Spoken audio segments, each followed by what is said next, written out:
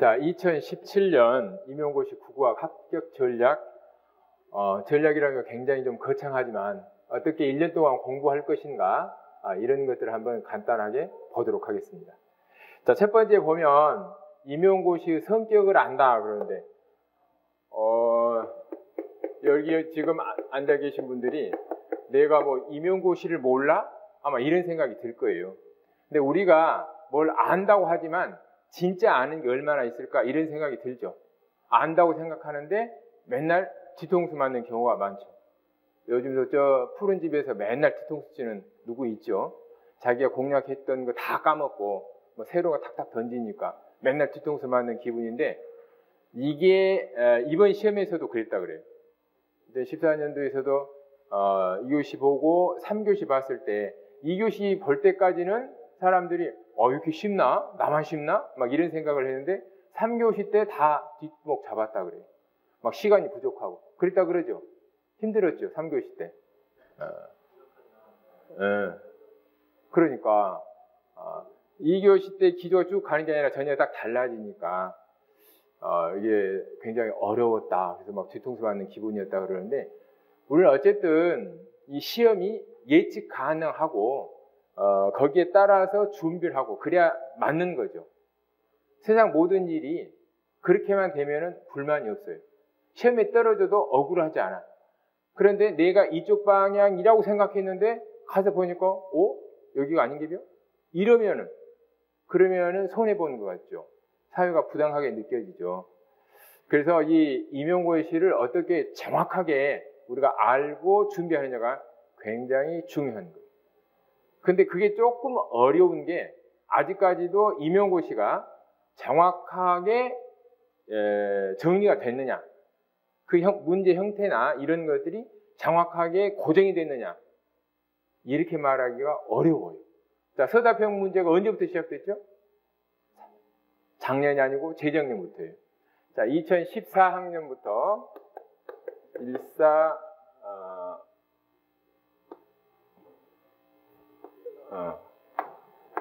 15 숫자도 못 쓰네. 자, 2014, 2015, 2016. 자, 3번 우리가 시험을 봤는데 문제 형태가 기평, 서술형, 논술형 이렇게 되죠.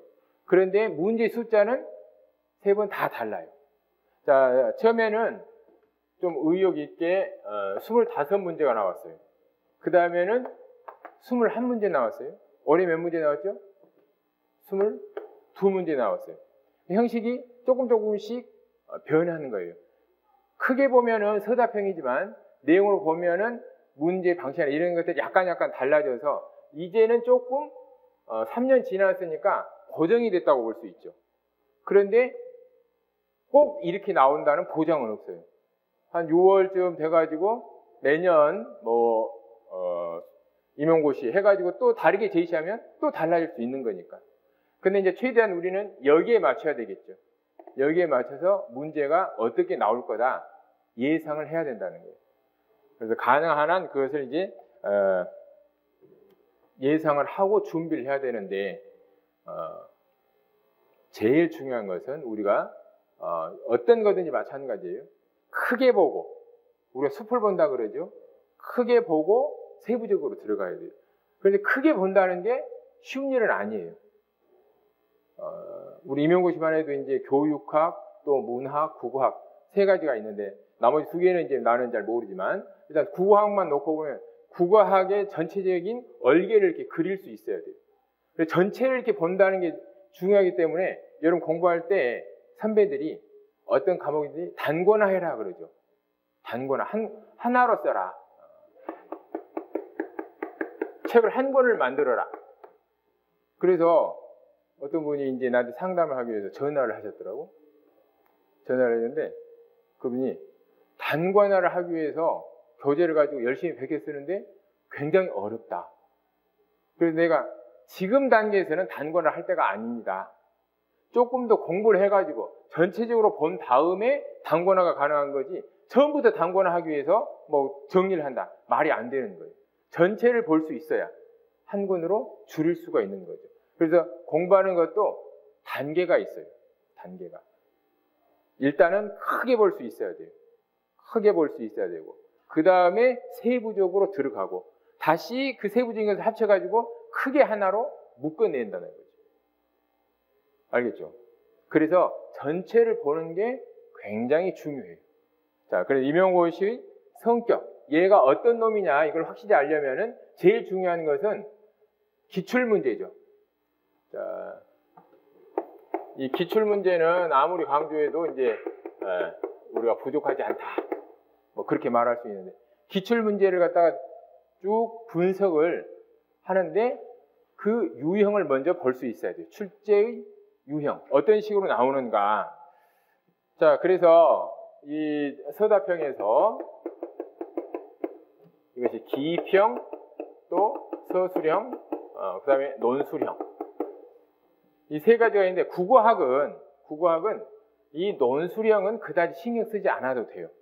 옛날에도 논술형 문제가 있기는 있었지만은 논술이 그야말로 자기의 생각을 주관적으로 논걸대해서 증명하는 것, 이게 논술 문제의 그런 의미인데, 국어학에서는 그게 불가능한 거예요.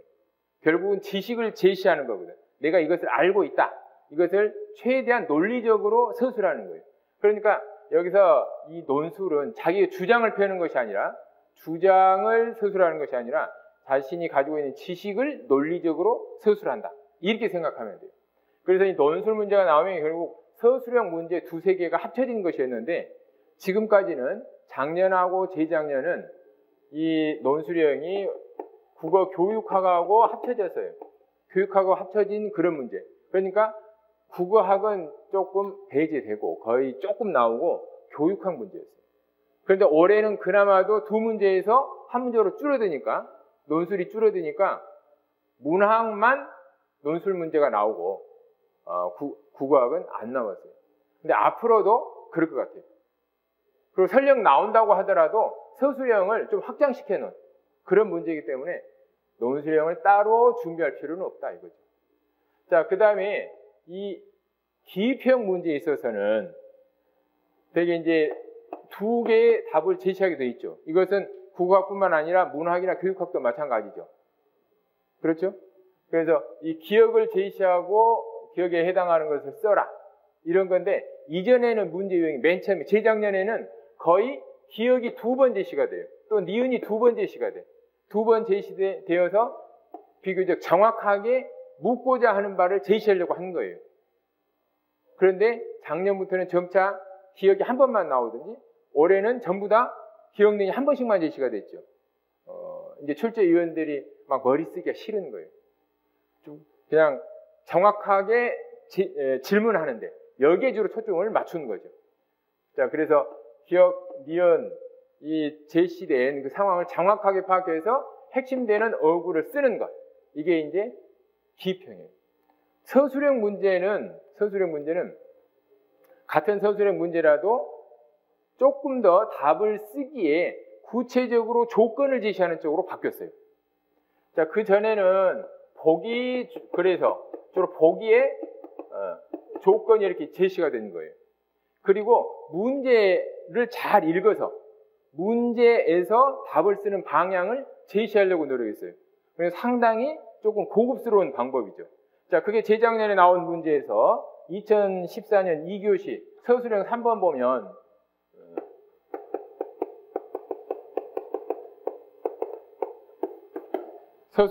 보면 그 뒤에 문제 제기가 이렇게 되어 있어요. 다음은 중세국어의 애와 애가 이중모음이었던 사실에 탐구학습한 내용이다. 탐구 과정에 따라 분석 내용 2와 3에 준하여, 2와 3에 준하여 이랬으니까 쓰는 방식을 앞에 나온 것에 따라서 써라, 이런 방식을 택했어요. 그러니까 서술의 방식을 어느 정도 주긴 준 건데, 명시적으로 이렇게 하지 않고 앞에서 네가 보고 판단해가지고 거기에 따라서 써. 조금 고급스럽죠. 그래서 작년에 내가 예상 문제를 만들 때 이러한 유형으로 만들려고 하여튼 무지 고생했어요. 뭐뭐에 준하여 써라. 그래서 작년에 이런 문제 하나도 안 나왔어요. 이 나쁜 놈들이. 나만 고생시키고. 그리고는 조금 더 보기에서 조건을 구체적으로 제시했어요. 그러더니 올해는 아예 보기라고 쓰지 않고 그냥 작성 방법이라고 썼어요. 작성 방법에 따라서 써라. 이게 서술형을 갖다가 구체적으로 이거 써. 이런 식이에요. 안 쓰면 거기서 감점해버려요. 그러니까 수험생 입장에서는 굉장히 좀 편해졌죠. 얘가 뭘 물어볼까 이렇게 뭐 고민할 필요 없이 그냥 요구 조건에다 작성 방법에 따라서 쓰면 이제 채점하기 편한 거예요. 이 채점자들이 채점 리스트를 딱 만들었을 때 무엇을 쓰면 몇 점, 무엇을 쓰면 몇 점 이렇게 해서 공정하게 평가하기 위한 거예요. 그래서 수험생 입장에서는 상당히 공정해진 거죠. 내가 알면 쓰고 모르면 못 쓰는 거니까. 그건 공정해서 좋은 건데 그렇다고 해서 완벽하냐? 자, 2016년 3교시 보세요. 이거다고 한번 비교해 보세요. 3교시 6번. 6번 보면 기억 디귿에서 두 대상의 속성의 유사함이나 차이를 드러내는 표현을 각각 찾았을 때 품사를 언급할 것. 품사를 언급할 것. 언급을 그러면 어느 정도까지 해야 되나? 이게 좀 어려운 거예요. 그래서 이제 개인적으로는 아이 녀석들이 조금 정확하게 들으면 더 정확하게 뭐 쓰고 이런 식으로 더 한정시켰으면 좋았을 텐데 이렇게만 해서 조금 애매하다. 자, 품사를 언급할 것 그러면 이 품사는 그냥 형용사다. 여기까지만 써야 되는가? 아니면 뒤에 이제 품사는 조사다. 여기까지만 써야 되는가? 이 조사는 지금 비교의 부사격 조사예요. 뒤에 이제 다시 내가 설명하겠지만 형용사는 비교를 나타내는 형용사예요. 근데 조금 나오면 이 비교는 객관성 형용사예요.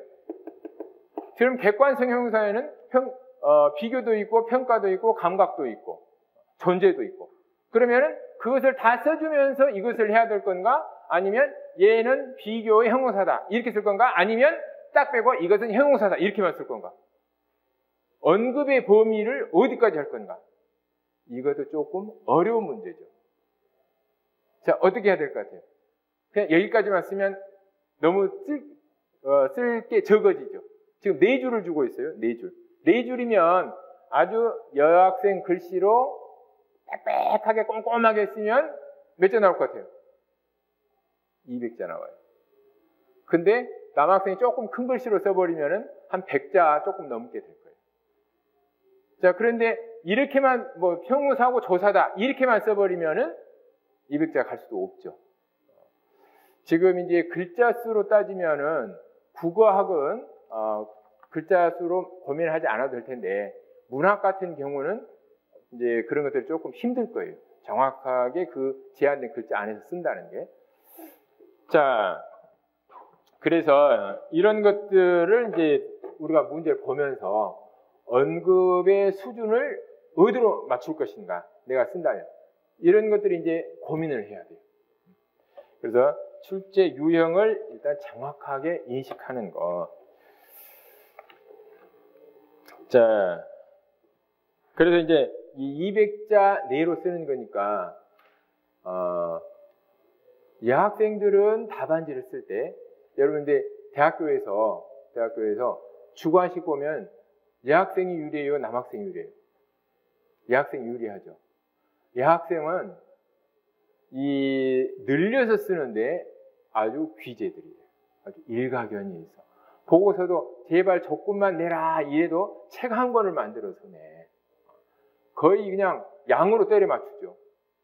그게 평소에 친구들끼리 소통의 달인이지. 좋게 말하면 소통의 달인이고 좀 나쁘게 말하면 수다의 달인이지. 그래서 수다 떠는 이 기술이 손으로 옮겨가가지고 손으로 수다를 떨어버려요. 자, 근데 이 임용고시에서는 이게 독이 될 수도 있어요.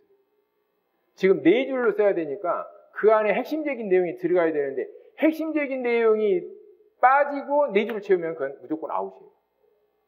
근데 남학생들은 살을 붙이지를 잘 못해요. 그런데 임용고시에서는 살을 안 붙이는 것이 오히려 좋을 수도 있어요. 핵심만 들어가게. 근데 이제 문제는 어떻게 핵심을 잘 찾아서 집어넣느냐. 이게 문제죠. 자, 그 다음에 두 번째 보면 출제 영역을 본다. 또 난이도를 분석한다. 지금 여러분들 이제 분석하기 좋게 내가 영역을 좀 정리해 왔어요. 그런데 내가 이렇게 해줬어도 여러분들 공부할 때 스스로 이것을 한번 분석을 해보세요.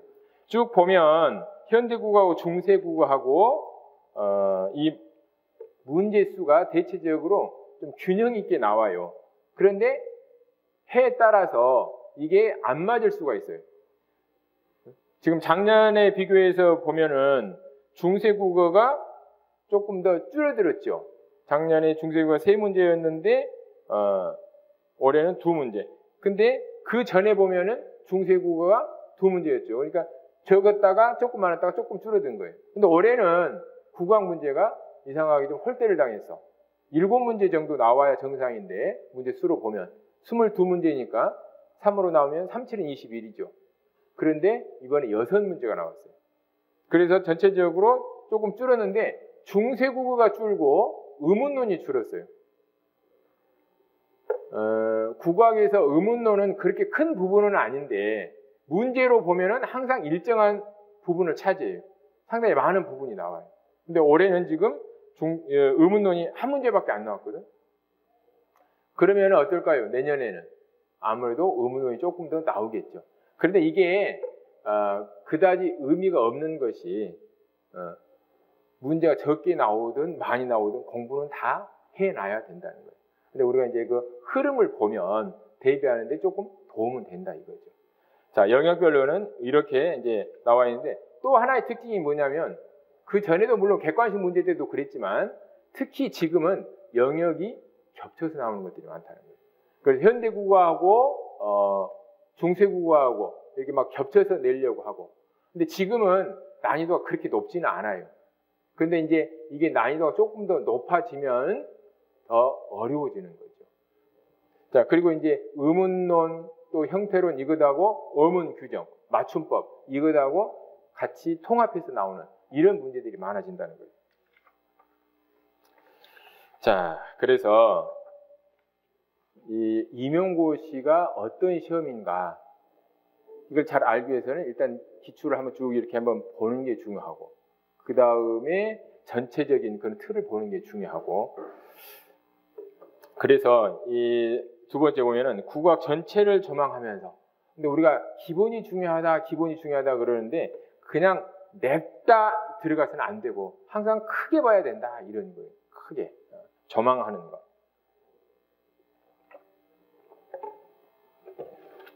이번에도 보면은 국어학은 어렵기는 하지만 문제는 아주 어렵게 내지 않아요. 항상 기본적인 개념에서 크게 벗어나지 않는 것들이에요. 그래서 출제위원 중에 누가 들어가느냐가 그다지 중요하지 않아요. 가령 출제위원이 이번에도 이제 그 뭐 조사를 정보하는 사람이 그 논문 쓴 사람이 들어가서 비교급 조사 이렇게 냈다 그러는데 그렇다고 해서 내가 조사에 대해서 이걸 썼으니까 이걸 물어봐야지 이렇게는 낼 수 없다는 거예요. 한쪽으로 치우친 개념은 낼 수가 없어요. 일반적인 개론 수준에서 학교 문법 그 바탕에서 아주 벗어나는 것은 낼 수가 없다는 거죠. 참고는 할 수 있겠지만 가령 나는 이제 박사 논문을 보조사를 썼는데 내 핵심 주제 하나가 보조사가 통사적인 기능도 수행한다예요. 이건 내가 주장한 거거든. 물론 그 전에도 비슷하게 했지만은 나는 거기에 초점을 맞춰서 내가 박사 논문을 썼어요.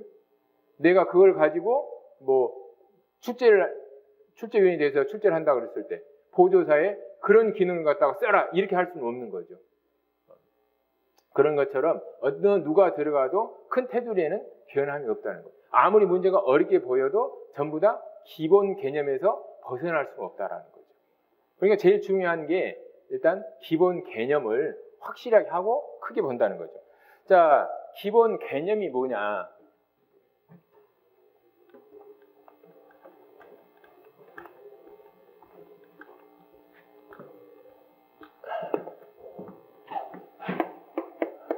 개념. 어느 과목이나 다 개념 그러죠. 문학도 그런가? 문학도 기본 개념. 그건 뭐 잘 모르겠지만 우리가 수학 그러면은 하여튼 기본 개념 항상 그게 제일 중요하다고 그러죠. 기본 정리, 공리 뭐 이런 거. 자, 우리 국어학에서 문법에서 기본 개념은 어디가 있을까요? 제일 중요한 게 뭘까요? 학교 문법이죠. 학교 문법. 그래서 이 학교 문법, 흔히 이 학교 문법을 우리가 교본 문법 그러죠. 이 학교 문법을 적어도 고등학생들이 배우는 것, 이것은 머릿속에 완전히 다 들어가 있어서 그냥 외워서 쓸 수 있을 정도가 돼야 돼요. 어떤 내용이든지. 그리고 이 학교 문법과 교본 문법, 이것은 이제 가장 기본이 되는 책들. 흔히 표준이 들어가는 거. 자, 표준이 들어가는 책 뭐가 있어요? 표준 국어 문법론, 표준 중세국어 문법론. 자, 이 표준이 들어가는 것들은 이제 교본 문법이라는 거예요. 그런데 표준 중세국어 문법론은 학교 교본 문법하고는 약간 다른 것들이 있어요. 용어도 다르고. 근데 표준 국어 문법론은 제일 이제 좀 정확한데, 뭐 그 외에 뭐 국어 문법론이나 학교 문법과 문법 교육이나 이런 것들이 있죠. 교본 문법을 설명하고 있는 것들. 자, 이런 것들은 이제 어느 한 권이라도 뭐 다 뭐 볼 필요는 없지만 한 권이라도 정확하게 이해하는 것이 중요하다라는 거죠. 자, 기본 개념. 그 밑에 이제 이런 것들이 어떻게 문제로 나오는가 한번 보세요. 2016학년도 3교시 문제. 이게 5점짜리니까 국어학에서는 제일 어려운 문제라고 할 수가 있겠죠. 4점짜리, 5점짜리인데 5점짜리가 보면은 개념, 이 가장 기본이 되는 개념, 품사를 물어보는 거예요. 품사. 자, 다른 건 몰라도 국어 공부하는 사람들이 품사를 모를 수는 없죠. 그런데 품사를 몰라서 틀린 사람들이 많다는 거예요. 아주 쉽다고 생각하는 건데. 자, 여기서 보면은 두 대상을 비교한 결과 속성이 유사한 경우, 그 다음에 차이가 나는 경우, 철수는 영수와 키가 비슷하다, 뭐 키가 다르다, 영수만큼 키가 크다, 영수보다 키가 크다. 자, 이 비슷한 문장들이 있는데 이것들이 지금 달라지는 표현이 뭐냐? 먼저 기역과 디귿을 보면은 기역에서는 다 똑같죠. 철수는 영수와 키가까지 다 똑같은데 뭐만 달라요? 비슷하다, 다르다. 자, 여기서 이것을 찾아서 쓰는 게 어려울 사람 없겠죠. 눈만 있으면 이거 되는 건데. 그러면 품사를 언급할 것. 자, 이게 그래서 상당히 좀 어려운 거예요. 품사, 비슷하다, 다르다이고 품사는 형용사다. 아까 말한 대로.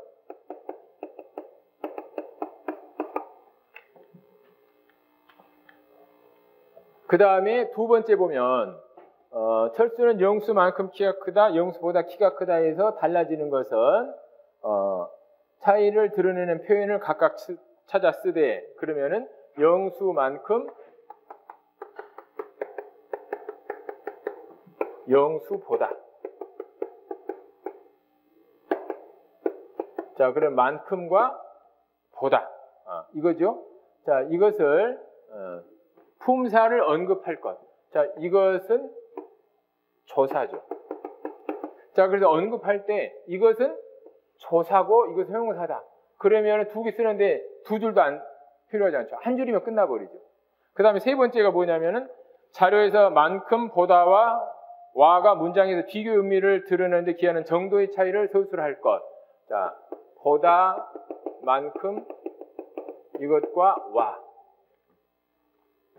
딱 봐도 차이를 드러내는 데는 와보다는 보다나 만큼이 훨씬 더 차이가 잘 드러나게 하죠. 왜 그럴까요? 지금 이 와가 쓰였을 때는 비슷하다, 다르다. 이 서술에 의해서 결정이 되죠. 와가 특별하게 결정하는 게 아니고 다르다, 비슷하다. 이런 스스로가 결정하는 거거든. 그래서 흔히 와가 쓰였을 때 와는 주로 동등 비교에 쓰이고 만큼이나 보다 이런 것들은 차등 비교에 쓰인다. 자, 그러니까 동등 비교, 차등 비교 이런 용어를 써서 와는 주로 뭐뭐와 같다라는 그런 동등 비교에 많이 쓰이는 그런 조사다. 그런데 이 조사가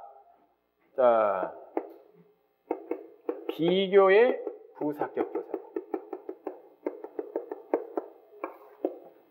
그런데 이 부사격 조사 이것을 보조사하고 혼동하는 사람들이 굉장히 많아요. 그래서 학생들 중에서는 이번에 본 사람 중에서 이것이 뭘까 고민하다가 보조사라고 쓴 사람이 있다고. 그 다음에 만큼 같은 경우에는 의존 명사로도 쓰이죠.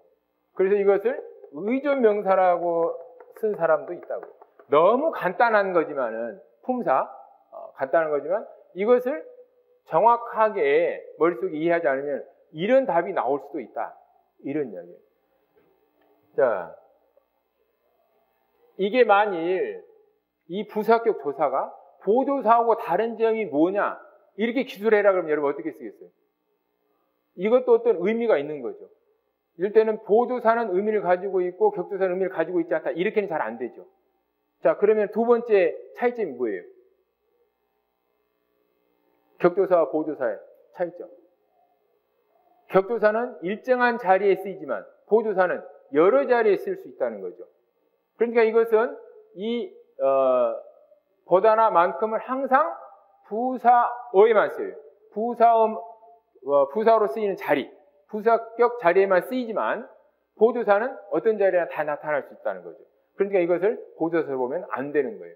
그러니까 언급해라 그랬을 때 그냥 조사다 이렇게만 언급하면 되고 비교를 나타내는 부사격 조사다 이렇게 언급을 해줘야 된다는 거예요.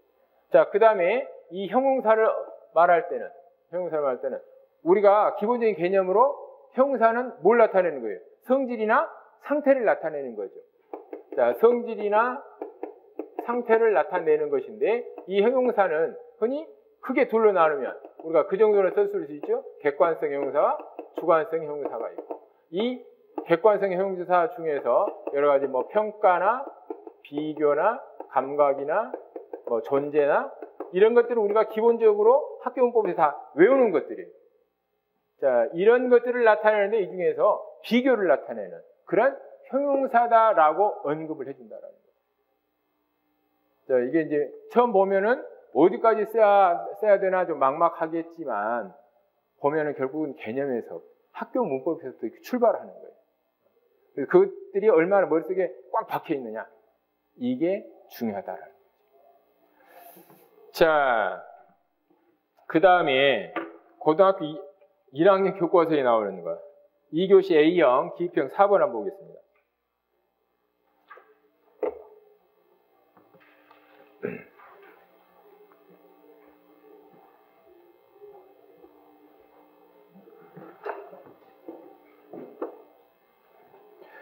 자, 향찰 문제가 나왔는데 그 전에 국어사 문제가 한 번도 안 나왔어요.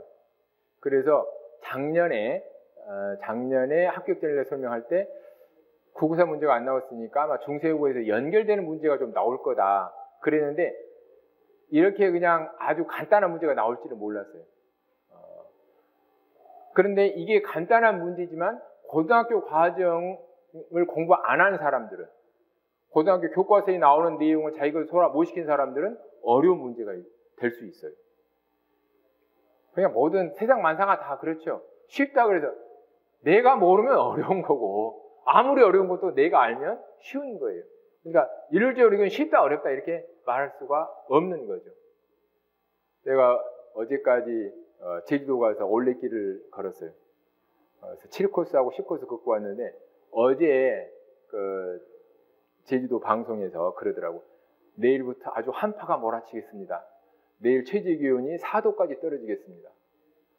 육지에 사는 사람들은 4도 그러면 아주 그냥 한파 아니죠. 근데 제주도 사람에게는 4도가 엄청난 한파거든. 마찬가지예요. 잘 알고 있는 그런 기본적인 거지만, 아주 기본적인 거지만 이걸 놓쳐버리면 어려운 거라는 거예요. 자, 향찰은 우리가 흔히 음독과 훈독, 이 한자를 음독과 훈독을 이용해서 우리말을 표기하는 거다, 이렇게 말하고 있죠. 그래서 어떤 게 음독이고 어떤 게 훈독이냐, 이거 찾아내는 거 되게 쉬운 건데, 항상 쉽은 게 아닌 것은 이게 훈독해야 될 것을 어떤 경우에 음독하는 경우가 있고 그 반대의 경우도 있고 그렇다라는 거죠. 그래서 이 둘로만 이렇게 나눠지는 게 실은 아니에요. 엄밀히 다 들어가 보면. 그래서 이 문제를 막 어렵게 내려면 앞에 동경이나 그 다음에 그 두 번째 이 여 같은 경우, 이런 경우를 문제를 내버리면 굉장히 어려워져 버려요. 자, 동경은 훈독일까요? 음독일까요? 동경, 소리 나는 데 읽었죠. 그러니까 이것은 음독이에요. 자, 음독인데 얘는 뜻이 살아있어요, 안 살아있어요? 뜻이 살아있죠. 뜻이 살아있어요. 그러니까 어떤 문법적인 역할을 하는 것이 음독인데, 이건 문법적인 역할을 하는 게 아니고 어휘 형태소거든. 어휘 형태소인데 얘는 음독을 하고 있어요. 그러니까 어렵게 내려면 이런 문제를 내야 돼요. 자, 그 다음에 여 같은 경우는 다로 읽죠. 근데 이 다로 읽는 것은 이게 뭐뭐 답다, 뭐뭐 같다, 같을 여자죠. 뭐뭐 다울 여자죠. 그래서 답다, 다울에서 이 다를 갖고 온 거거든. 자, 그러니까 이것은 훈차예요. 훈차인데 그 뜻을 그대로 갖고 온 것이 아니라 이 뜻에 나오는 하나를 갖고 와버린 거거든. 그렇죠. 그러니까 이것은 훈차지만 음을 이용한 훈차다. 그래서 훈차가 되는 거예요. 이것은 음차지만은 뜻을 갖고 와버린 거죠. 그러니까 이것은 음차가 돼버려요. 자, 그런데 여기서는 지금 문제가 마지막에 보면은 이 동경명기월량 야입이 유행여가에서 이거 동경 발기 달에, 흔히 우리는 달아라 하지 않고 달에 이렇게 하죠. 달아라 하든지 달에 하든지, 여기서는 그거 고민할 필요 하나도 없어요. 그 문제 안 나왔으니까. 뒤에 유행여가에서 자, 야입이 유행여가, 그래서 밤들이, 자, 이것은 이를 나타냅니다. 밤 깊게, 밤이 깊도록. 자, 부사형 어미를 나타내는 이것은 문법 형태소죠. 음독이에요. 이. 그 다음에 논이 다 가. 앞에 이 여가 함정이 될 수 있어요. 너무 많이 고민하면 혹시 이것을 물어본 게 아닌가 할 수 있는데 그건 아니에요. 그래서 확실히 음독으로 문법 형태소로 쓰이는 것은 이와 가다 이거죠. 근데 이것은 그냥 고등학교 국어 교과서에 나와 있는 거예요. 특별하게 막 어려운 게 아니고. 여러분들 기본적으로 국어 교과서에 다 보죠? 거기에 나오는 것들, 그런 것들에서 출발해라라는 거예요. 기본 개념. 자, 그런데 이제 기본 개념만 문제를 내면 안 되겠죠? 거기에 좀 확장되는 문제가 나오겠죠. 자, 2016년 기평 5번 이것이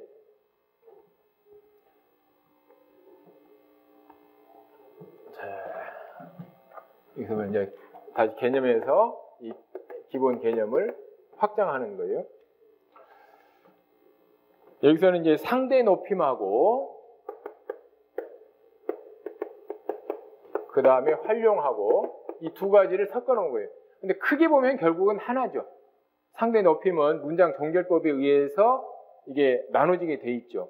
그러니까 이것하고 겹쳐지는 건데, 어쨌든 이 둘을 다 알아야 풀 수 있는 문제예요. 자, 이 주다의 보충형 달다 또는 다오, 달다 다, 이게 달로 쓰이고 다로만 나타나니까 흔히 이렇게 하는데, 자, 내가 상대방에게 줄 때는 주다지만 상대방이 나에게 주다라고 할 때는 나에게 주라 하지 않고 나에게 다오 이렇게 말하죠. 그것을 나에게 다오. 자, 이것을 알고 있느냐라는 거예요. 그래서 거기 있는 책을 나에게 좀 주오.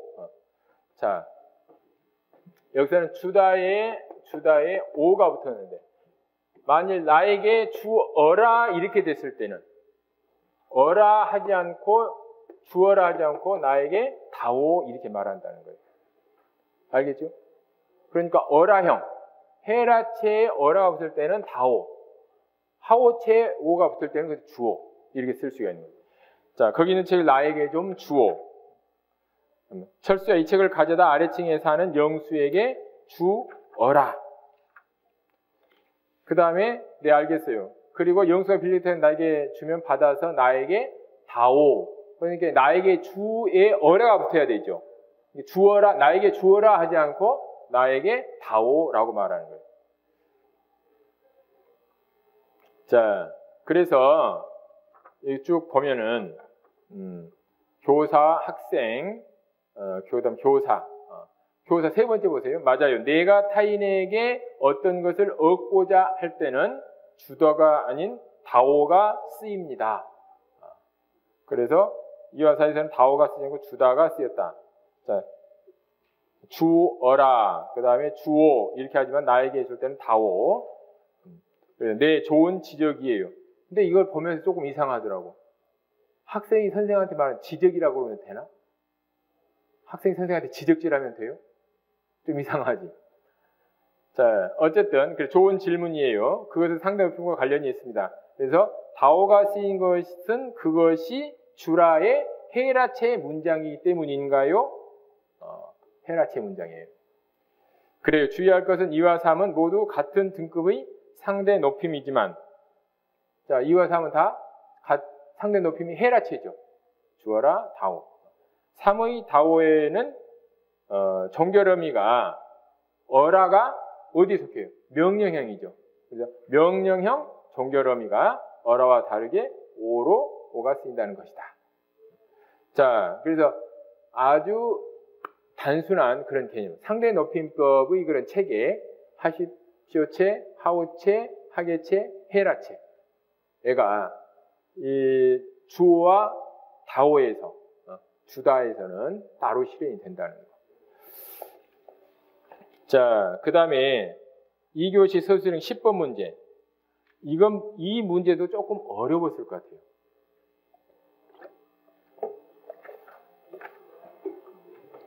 자료에 제시된 문장의 특징을 파악해서 작성 방법에 따라 서술하시오. 이거 보면은 주동문과 사동문의 문장 구조 변화예요. 주동문과 사동문. 자, 주동문이 사동문이 될 때는 문장 구조가 변하죠. 어떻게 변해요? 앞에서 보면 아이가 우유를 먹었다 그러면은 사동주가 나타나면 누가? 이것은 부사어가 되죠. 아이에게. 자, 그래서 주어는 이렇게 부사어가 된다는 거예요. 이 문장 구조 아주 상식적인 거죠. 그래서 아이에게 우유를 그러면은 목적어는 그대로 목적어가 되는 거죠. 야, 이게 무슨 문제가 될까? 그런데 두 번째 보면 나는 내 결혼식에 친구를 들러리로 세웠다. 이것은 이렇게 간단하게 설명할 수 있어요. 새로운 사동주가 도입되면 주어가 부사어로 바뀐다. 자, 이렇게 되는데 2와 3에서 주동문을 설정할 수 있는지 각각 밝히고, 그러면은 2에서 나는 내 결혼식에서 친구를 들러리로 세웠다. 여기서 주동문은 뭐가 될까요?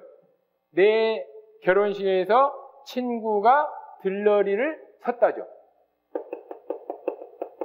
친구가 들러리를 섰다. 자, 그러면 이건 주동문이 설정이 되죠. 그래서 2번은 주동문이 설정이 된다라고 쓸 수 있어요. 그러면 3번은 어때요? 친구가 아버지의 산소에 때를 입혔다. 그러면 산소가 때를 입었다죠. 자, 산소가 때를 입었다. 원래는 이런 주동문이 있어가지고 산소에 부사가 되면서 때를 입혔다. 이렇게 되는 거죠. 그런데 이런 주동문은 없죠. 산소가 지가 막 자발적으로 나는 때를 입을 거야 막 이렇게 할 수 없는 거죠. 그러니까 이것은 주동문이 설정이 안 된다고 해야 되죠. 그래서 주동문이 설정되는 것은 이거예요. 그런데 문제는 뭐냐? 자, 친구가 들러리 섰다 그러면 사동주가 설정이 되면 친구는 뭐가 돼야 돼요? 부사가 돼야 되죠. 뭐 친구에게 들러리를 세웠다가 돼야 돼요. 자, 근데 이런 문장이 있어요? 친구에게 들러리를 세웠다. 안 되죠. 자, 이건 안 되는 거예요. 자, 그러니까 이런 식의 일반적인, 여기서 이제 설명해야 될 것은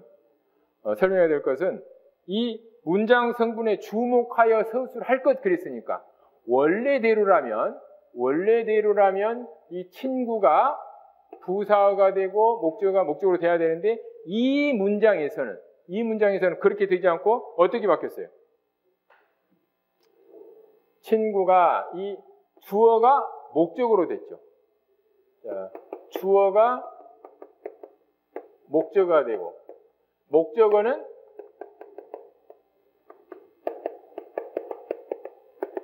부사어로 된 거죠. 문장 구조가 이렇게 바뀐 거죠. 그렇죠? 자, 우리가 일반적으로 문장 구조는 사동사로 바뀌었을 때보다는 통사적 사동에 의해서 개하다 사동이 되면은 문장 구조가 조금 더 다양하게 변하죠. 이것은 우리가 이제 일반적 상식으로 알 수 있는 거예요. 그래서 만일 이 내용이 더 길어질 수 있다면 문장 서술할 때, 답을 서술할 때 개하다 사동의 문장 구조의 변화를 언급해 줄 수도 있어요.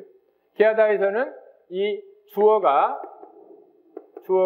부사어가 될 수도 있고 또 목적어가 될 수도 있고 그 다음에 주어도 될 수 있어요. 자, 여기서 들러리를 서게 하다로 한번 해보세요. 들러리를 서게 하다. 자, 그러면은 다 바뀔 수 있어요. 나는 내 결혼식에서 친구가 들러리를 서게 했다. 친구를 들러리를 서게 했다. 친구에게 들러리를 서게 했다. 다 가능하죠. 개하다가 되면 다 가능해요. 자, 그런데 이게 개하다 사동이 아니라 사동사에 의한 사동이 되면서 일반적인 형식의 문장 구조 변화가 불가능하게 된 경우다. 이렇게 설명을 해야 된다는 거예요. 자, 정리가 됩니까? 자, 그러니까 이렇게 설명하기 위해서는 이런 문장 구조의 변화를 알고 있어야 돼요. 상당히 이것은 기본적인 개념을 적용을 할 수 있느냐, 그 능력을 물어보는 거예요. 자, 그 다음에 세 번째 보면 이론과 예문. 이건 이제 문제가 아주 어렵게 나올 경우를 대비해서 여기까지 가야 된다라는 거예요. 그래서 현대 국어에서 여러 예문들을 읽어낼 수 있는 능력, 그 다음에 중세 국어에서 여러 예문들을 읽어낼 수 있는 능력. 그래서 내 이제 연간 강의 계획 중에 하나가 중세 국어 강독이 있어요. 그래서 그것은 비교적 공부를 많이 한 학생들이 와서 나는 기본이 좀 돼 있는데 적용하는 능력을 키우겠다 하는 사람들은 그 강의를 들어요. 그래서 자기한테 이제 맞는 강의를 다 들어야 되는데 내가 얼마큼 공부가 돼 있다 그러면 내 일요일 강의는 들으면 안 돼요. 내가 기본은 좀 돼 있는데 주제별로 조금 심화된 그런 강의를 듣고 싶다 그러면 3, 4개월 강의를 들으면 돼요. 그런 식으로 이제 자기 기본적인 것들이 확충이 되고 나면은 그 다음에는 이론을 적용하는 능력, 예문을 보고 거기에서 어떤 이론이 적용됐구나 이것을 알아내는 능력이 필요해요. 그래서 이런 문제가 이제는 항상 난이도 굉장히 높은 문제였는데 올해는 그렇게 높은 문제는 아니었어요. 자, 3교시 서술형 5번 문제를 보면 시험 보고 나서 어떤 학생이 나 전화를 해서 아니 너무나 익숙한 그런 어휘가 나와서 반가웠다 그러더라고요. 의문론적 조건에 의한 교체, 그 다음에 형태 어휘론적 조건에 의한 교체, 형태론적 조건에 의한 교체. 이것은 이제 우리말 문법론에 이렇게 나오는 거고, 뭐 어디에나 많이 나오는 건데, 너무 익숙해서 그냥 기분이 좋았다 그러는데, 자, 그렇다고 해서 이게 또 함정이 있어요. 이게 마냥 쉽게만 내는 건 아니거든. 자, 이 두 가지는 여러분이 다 알고 있다는 것을 전제로 해서 세 번째를 보겠습니다. 의문론적 조건에 의한 교체, 형태론적 조건에 의한 교체. 자, 예문을 보면은 일단 1번 같은 경우는 금방 찾아낼 수 있죠. 왕의 오나날, 오다. 오다에 뭐 보통 어늘이 붙어야 되는데 여기서는 나가 왔죠. 이 나가 온 이유가 오 때문에 온 거죠. 그 다음에 하야날, 아가 오지 않고 야가 오는 것은 하 때문에 오는 거죠. 그러니까 이것은 뭐예요? 앞에 형태에 의해서 결정된 거니까 형태론적 조건에 의한 교체죠. 자, 그 다음에 머리 젖잡고 그 말 듣잡고 그랬을 때 이 시오시오니까 뒤에 삽이 오고 디귿시오니까 지읒이 오고 그 다음에 보잡고 모음이 오니까 짭이 왔죠. 자, 이것은 앞에 어떤 의문이 오느냐에 따라서 결정되니까 의문론적 조건에 의한 교체죠. 의문. 자, 그 다음에 사람의 뜻이 붙였나히 나랏 말싸미. 자,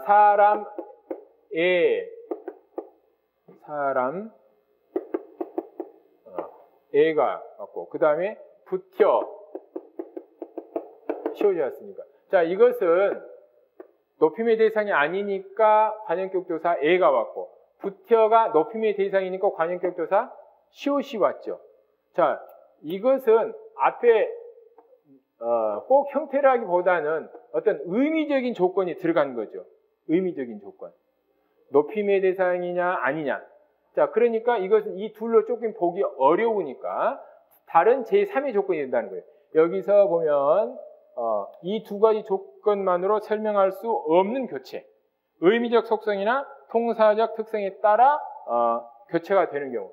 자, 그래서 이것을 교체로 보면은 이것은 이 둘에 들어가지 않는다는 거예요. 그래서 이것은 이제 세 번째가 되는 거죠. 세 번째. 자, 보강불이니라신이다, 부태니라사다. 자, 네 번째는 어때요? 보강불하고 받침으로 끝나니까 이가 왔고, 그 다음에 부텨하고 몸으로 끝나니까 그냥 이것만 왔죠. 이것도 의문론적 조건에 의한 교체죠. 그러니까 여기서는 지금 의문론적 조건에 의한 1번은 기억. 이 의문론적 조건에 의한 것은 2번하고 4번이고, 그 다음에 형태론적 조건에 의한 것은 1번이고, 그 다음에 예외는 3번인데, 여기서 보면은 그 마지막 한번 보세요. 디귿. 두 가지 조건만으로 설명할 수 없는 교체를 설정하는 견해도 있다. 그런데 가령 현대 국어에서 주격조사 이가와 깨서. 자, 그 다음에 애와 에게. 이것을 이 형태로 파악하기도 하는 것이 그 예이다. 자, 그런데 우리가 기본에서 학교문법에서 얘네들을 이 형태로 파악을 해요, 안 해요? 안 하죠. 얘는 이 형태로 보면 안 되는 거예요. 이 형태라는 것은 뭐예요? 의미나 뭐 이런 것이 다 똑같은 거죠. 똑같은 건데 다르게 나타나는 거거든. 근데 얘네들은 의미가 다르잖아요. 하나는 높임이고 낮춤인데 이것을 이 형태로 보면 안 되지. 그러니까 이것은 지금 문제가 아닌데 이렇게 보는 사람이 혹시 있을지 모르지만 대부분 안 봐. 일단 나부터도 이거 보면 안 된다고 생각을 해요. 그런데 문제를 만들기 위해서 끄집어 내왔어요. 기본이 바탕이 튼튼하지 않으면 내가 모르는 이 형태가 있었나? 그럴 거예요. 그러면 이제 막 머리가 복잡해지지. 자, 그런데 이것은 이 형태가 아닌 것을 이 형태로 가정했을 때는 이렇게 된다라는 거예요. 알겠죠? 자, 이 형태가 아닌데 이것을 이 형태로 보는 사람이 있다. 학교 문법만 가지고 거기서만 나오는 건 아니에요. 근데 기본은 학교 문법이에요. 그게 바탕이 돼 있어야 이것은 학교 문법에서 이 형태로 보지 않는 거지만 이렇게 본다고 하는 학자들이 있구나. 그렇게 봤을 때 이렇게 분류할 수 있다라는 거죠. 근데 그게 바탕이 확실하지 않으면 이런 데서 이건가 저건가 긴가 민가에서 시간을 많이 보내볼 수가 있다는 거죠. 자, 그 다음에 작성 방법에서 삽과 잡과 납이 교체되는 환경을 이의 예만을 가지고 설명할 것. 지금 두 번째를 내가 먼저 설명하고 첫 번째를 지금 두 번째로 설명하는 거예요.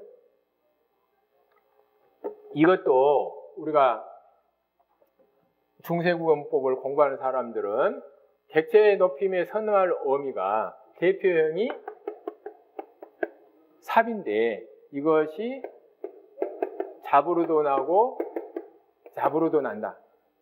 어떨 때 이렇게 각각 다른 이형태로 실현되는가. 앞에 어떤 의문이 오느냐에 따라서 달라지는 거죠. 그래서 기역이나 비읍이나 시옷이 오면 삽으로, 디귿이나 지읒이나 치읒이 오면 잡으로, 모음이나 그 다음 니은, 미음, 리을 이런 것들이 오면 잡으로 실현된다. 아마 준비하는 사람들은 이걸 그냥 다 외웠을 거예요. 그런데 여기서는 이거 다 쓰지 마. 뭐만 쓰라는 거예요. 앞에 시옷이 오면 삽으로 실현되고 그 다음에 지읒이 오면 디귿이 오면 잡으로 실현되고 모음이 오면 삽으로 실현된다. 이 정도만 써라 이런 거예요. 여기서는 어떤 학생은 그러더라고.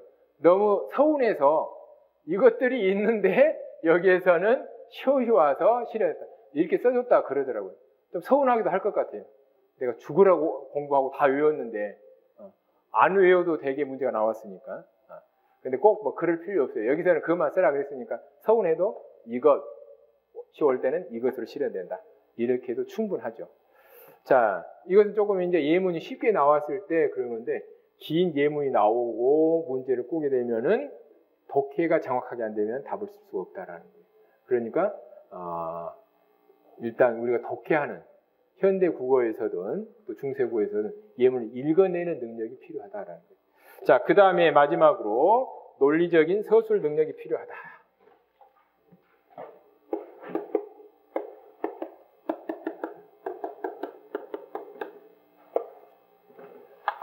시험 끝나고 나서 다 아는데 못 썼어요. 이 말 정말 해서는 안 되는 거죠. 다 아는데 못 썼어요. 모든 게 뭐 항상 잘 풀릴 수는 없고 정말 실력이 있는데 떨어질 수도 있고 그런 거예요. 근데 그건 뭐 운명론적으로 어쩔 수 없는 거지만 최대한 그런 실수를 우리가 줄이자라는 거죠. 그래서 아는데 못 쓰면 그것처럼 억울한 게 없죠. 그래서 자꾸 써보는 훈련. 그러니까 막 아는 것을 줄줄이 쓰는 게 아니라 압축해서 지금 올해 같은 경우는 4줄로 나왔으면 4줄 안에 집어넣는 훈련. 이런 것들을 아주 열심히 해야 된다는 거예요.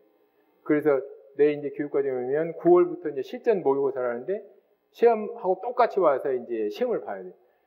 그래서 정확하게 와서 정해진 시간에 와서 2시간 동안에 그 내용을 다 쓰자.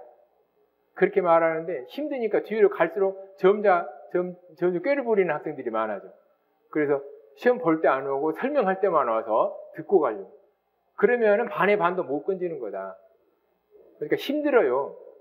그 정해진 시간에 자꾸 써보는 훈련을 하는 게 굉장히 힘든 건데 그것을 많이 겪어야 돼요. 그래서 내가 알고 있는 것을 얼마나 그대로 옮길 수 있는가.